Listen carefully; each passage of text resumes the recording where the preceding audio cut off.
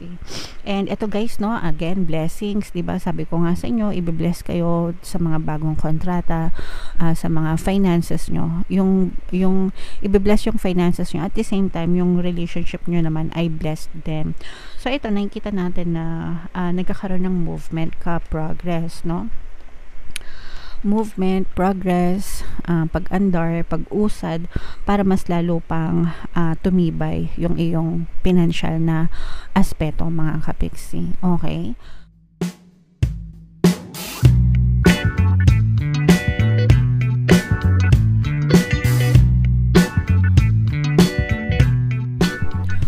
Hello guys, hello Virgo, welcome back to Pinoy Pixie Tarot. Ang pamagat ng episode natin for tonight is mid-month kapalaran para ngayong March 16 to 31 para sa Virgo, Sun, Moon, Rising, Sign, and Venus.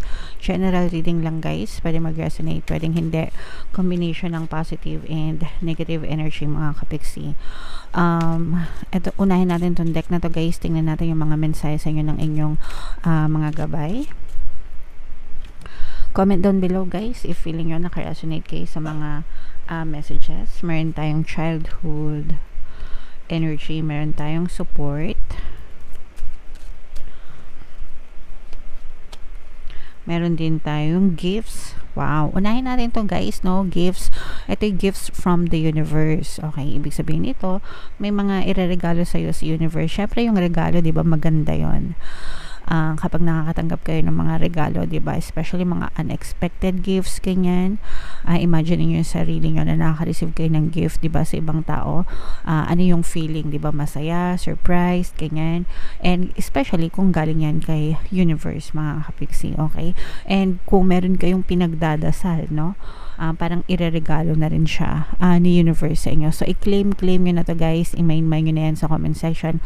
Mine, regalo from the universe. Mine, gifts from the universe. Yung iba naman sa inyo guys, literal na maaari kayong makatanggap ng regalo from other people ngayong March 16 to 31. Baka meron kayong isi-celebrate, ganyan. Or baka meron kayong mga achievements, ganyan. And maaari kayong makatanggap ng regalo, mga kapiksi. Okay? So, very positive. I-mind nyo na yan. And then, we have childhood and support. With this, guys, pwedeng child support din ito. Let's say, for example, meron kayong anak, tapos separated na kayo ng iyong partner or specific person. Pwedeng continuous. Pwedeng, kung hindi kayo sinusupport before ng mga partner nyo, right now, pwede na kayo makatanggap ng mga child support. At saka yung mga may pinaglalaban, no? Let's say, for example, sa korte, ganyan, kung pinaglalaban nyo yung child support for your children, diba? Maaari nyo siyang makuha, mga kapiksi. Alright?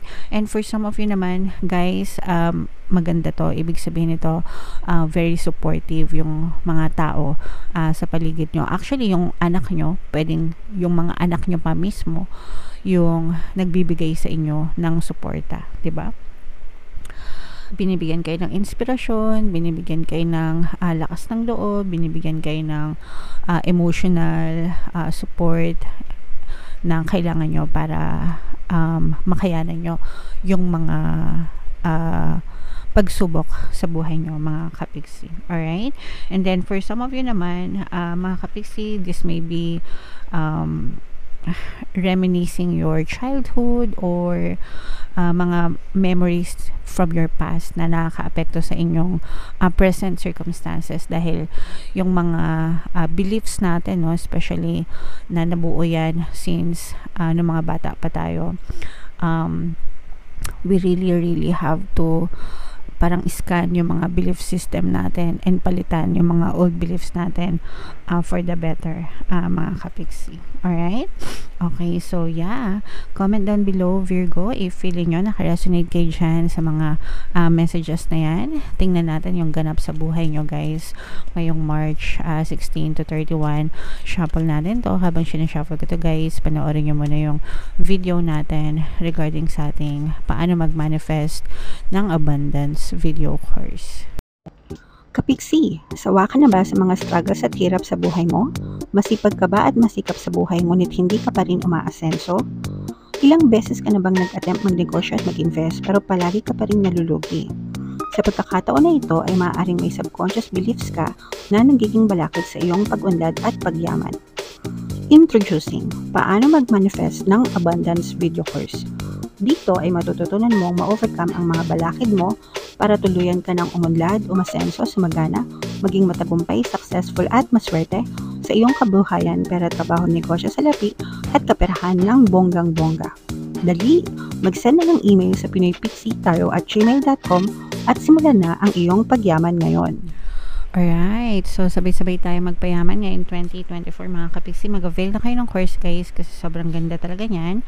And good news mga kapiksi dahil ngayong March until March 31 guys, magbibigay tayo ng free 1 pampaswerte subliminal sa lahat na mag-avail ng course. Kaya mag-avail na kayo mga kapiksi, sobrang ganda talaga niyan. Meron din tayong email coaching, manifest your desires using the law of attraction. If meron kayong mga specific na gusto nyong i-manifest guys, pwedeng love and relationship, pwedeng money or career guys, pwede kayo magpabook ng email coaching session with me. Mag-send lang kayo guys ng email sa pinoypixie@gmail.com. So, Virgo guys, kayo ay represent ng Queen of Pentacles sa ating spread. Meron din presence dito ng fire signs, Aries, Leo, Sagittarius. For some of you, maaaring may fire element kayo sa inyong natal chart. For some of you, you may be dealing with the fire sign, mga kapigsi. Ito yung positive and negative energy. Ang nakikita natin sa negative energy, mga kapigsi, is parang merong mga kumukontra sa relationship nyo with your partner or specific person, okay? Let's say, for example, magjowa kayo, tapos parang either kumukontra yung parents mo or yung parents ng person mo, or kung meron silang mga anak, baka ayaw nila sa'yo, or kung ikaw naman yung may anak, baka ayaw nila dun sa person mo. So merong mga third party na kumukontra dun sa relationship nyo, mga kapigsi. And for some of you naman, parang meron din kayong hindi kayo, kumbaga parang nakakadagdag yon mga influences sa paligid para mag-clash kayo ng person nyo. Pero kung kayong dalawa lang ng person mo yung tatanungin, mahal nyo yung isa't isa, matibay yung connection nyo sa isa't isa. Pero yun nga, medyo nakaka-stress yung mga others mga mema sa paligid nyo na nakikialam dun sa relationship nyo. Yung iba sa nyo guys, feeling ko wala kayong choice kasi baka medyo bata pa kayo, tapos nakikitira lang kayo, hindi pa kayo nakabukod, nakikitira lang kayo sa mga in-laws nyo, ganyan. Kaya siguro nahihirapan kayong makisama mga kapigsi. Okay? And then, yeah, so pagka ganun guys, syempre nakikita na kayo, kailangan nyo makisama yung pamilya nila, pamilya nyo rin. So wag nyo na lang personalin, wag nyo na lang pansinin, although mahirap talaga, no, yung sinasabi nilang namimyenan. So, pero hanggang maiksi ang kumot guys, magtiis kayong mamaluktot, 'di ba? And kapag ready na kayo, tsaka kayo bumukod, mas masarap yung feeling na yun, mga kapigsi. Okay? Sa good naman, sa goods sa good naman, mga kapigsi, yung iba sa inyo, no, magkakaroon kayo ng mga bagong kontrata, new contract signing, mga bagong contract, pwedeng mga bagong kontrata sa trabaho ito, sa project, ganyan, mga deals na makuklose. Tapos ito yung magdadala ng pwedeng additional income, mas malaking income, commission, more commission. So magdadala ito ng mas maraming pera sa inyo, mga kapigsi. Okay? So, syempre, i-mine nyo na yan, no? I-claim nyo na yan sa comment section. Mine, more money, mine, increase. Yung iba sa nyo, salary increase, no? Pwedeng pipirma kayo ng bagong kontrata, magkakaroon kayo ng salary increase. Siguro tapos na yung performance bonus nyo, ganyan. Minsan kasi mga ganitong petsa nagkakaroon ng mga salary increase. And yeah, so good job yan. Yung iba sa inyo guys, kung naglo-loan kayo, no, baka may mga naglo-loan sa inyo sa bangko, financial loans, ganyan, ma-approve yung mga loans nyo, mga kapigsi. And syempre, pag may na-approve yung loan nyo, may pera kayo. Balato naman siya. So, tingnan ba natin? Wow, this is blessings, mga kapigsi. Yes. So, this is a water sign energy, Cancer, Pisces, Scorpio. So, ito guys, tuloy-tuloy lang. Ay, yung sa relationship nyo talaga, mga kapiksi, unahin ko na, isingit ko lang, no? Kasi talagang sobrang ganda ng relationship nyo ng person mo. Kung hindi lang dahil dun sa mga negative circumstances, pwede natin sabihin na ideal, no, yung relationship nyo kasi mahal na mahal nyo talaga yung isa't isa ng person nyo, matibay talaga yung connection nyo, so dapat inaalagaan nyo to. I-mind nyo to guys sa comment section, mind harmonious relationship. Pero syempre, no, kailangan yung pagdaanan, or sometimes talagang meron tayong mga kailangan pagdaanan sa relasyon para mas lalo pang tumibay yung ating mga pagsasama sa kanila, mga kapiksi. Alright, meron ditong presence ng water sign, Cancer, Pisces, Scorpio. So baka water sign yung person mo, or baka may water element kayo sa inyong natal chart, mga kapiksi. And ito guys, no, again, blessings, diba? Sabi ko nga sa inyo, i-bless kayo sa mga bagong kontrata, sa mga finances nyo. Yung i-bless yung finances nyo, at the same time, yung relationship nyo naman ay blessed din. So ito, nakikita natin na nagkakaroon ng movement ka, progress, no? Movement, progress, pag-andar, pag-usad, para mas lalo pang tumibay yung iyong financial na aspeto, mga kapiksi. Okay? So, kumbaga, movement, paggalaw, di ba? So, that's something na kailangan yung ipagpasalamat kasi yung iba kilos ng kilos pero walang movement, no? Kasi na-stuck sila sa mga negative na mindset nila. Kayo, kumikilos kayo, pero may movement. Ibig sabihin may movement, may progress kayo nakikita, may resulta. Pero dapat guys, sinasabayan nyo yan, positibong mental diet. Kailangan ko yan ipaalala sa inyo ng paulit-ulit guys. Kasi kahit anong sipag nyo, kahit anong dasal nyo, kung negative yung mindset nyo, may i-stuck kayo. May stuck talaga kayo guys. So dapat sinasabay nyo yung positive mental diet nyo para sumabay din yung movement sa inyong physical reality, mga kapiksi. Okay?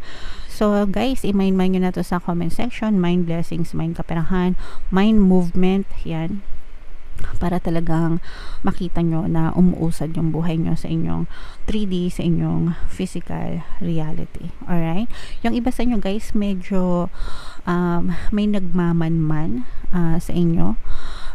Pwede yung sa relationship, no? Kasi nga baka minamanman kayo ng mga biyena nyo, or parang hinahanapan kayo ng pagkakamali tapos isusumbong dun sa jowa nyo, mga kapiksi. So mag-ingat kayo guys sa mga pagkilos nyo at saka dun sa mga kwento-kwento nyo, kasi baka mamaya nagkukwento kayo sa kapitbahay nyo, tapos yung kapitbahay nyo sinasabi pala sa mga biyena nyo, diba?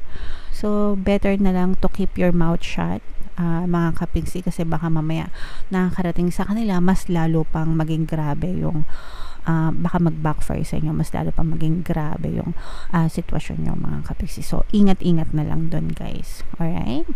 Okay, so yeah, comment down below Virgo if feeling nyo nakaresonate kayo. Meron tayo, pampawala ng balakid subliminal para sa mga biyenan sa mga pamilya, no? Kapag umaayaw sila sa inyo, mga balakid yan, pwede yung pakinggan yun, mga kapiksi, mga katulong yan sa inyong sitwasyon, if ever na nakaresonate kayo. Okay?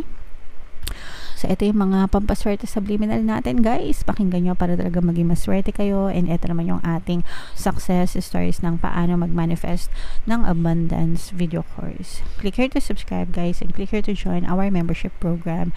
Thank you for liking, sharing, and subscribing. And see you again next time. I love you all, guys. Have a nice day. Bye-bye.